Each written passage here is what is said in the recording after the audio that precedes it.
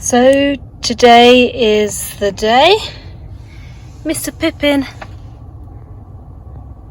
is going for his CT scan. We have to drive about 1.5 hours to get to the place that's going to take the scan, and we're not sure if he will have to stay the night or maybe I can take him home today. We're really not too sure, so I'm prepared now to be working in some random car park until Pippin is ready to come out. Mr. Pippin? Pippy? Pippin's not too keen about being in the cat carrier today. I think he knows that basically something is up again.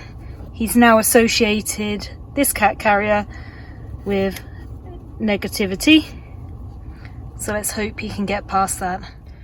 Hey, yeah, so we have arrived at Paragon in Wakefield, which is basically where Pippin is going to have his CT scan. Just as a quick update, what we found over the last couple of weeks is that his pain seems to have lessened, well, unless it's being completely covered up by the medication.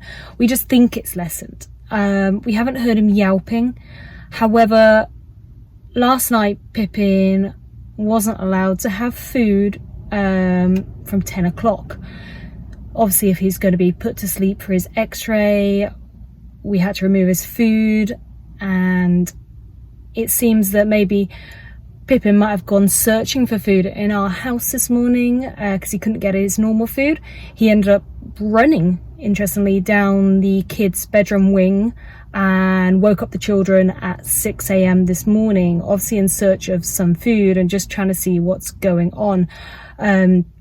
He doesn't usually do this, and my son says that he kind of hissed, kind of yelped a little bit, so there's obviously some sort of pain going on, but the fact that he even ran was more than we're used to at the moment, because he really has been quite a static cat since everything's been going on. He's only just starting to show levels of movement, and if you've been watching our previous updates, you'll know that his tail is literally just hangs. It doesn't do anything now.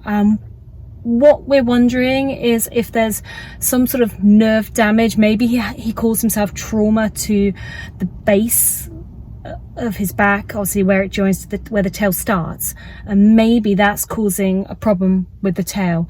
We are really, fingers crossed, hoping that Pippin will not need to have his tail amputated, because it just does nothing. He really, like, tiny amount of lifting it in the first 2 days, like really tiny, just slightly off the ground, and ever since then it's just sagged, which makes us think it's so sudden that maybe the tail has had some sort of trauma, obviously in addition to all of these extra things we found on the initial x-ray. So we'll see how we go and see what's wrong with Pippin. So Pippin has sat next to me for the whole journey. He's kind of hiding there. You see his little eye just there. He's hiding a little bit on his cat carrier. Right, so one really good thing this morning is that we managed to definitely get the medication into Pippin before we set off in the car. So he has been actually really super relaxed. The medication helps with cat anxiety. So hopefully, fingers crossed, he'll be more calm for the vet, because what the vets have told us, well, the last set and the set before that, were that Pippin gets a little bit of catitude, we like to call it that, a little bit of showing his dislike of what's happening. So whilst he's great with people, I think he just doesn't seem to like vets very much. So hopefully the medication will calm him.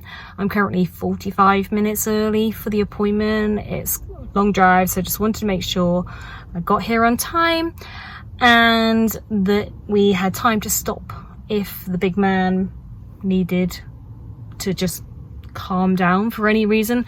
Thankfully the drive wasn't at all stressful for him, and he just sat down and just rested, looked around a little bit and rested more. Okay, so I will give you an update soon once we know what's happened.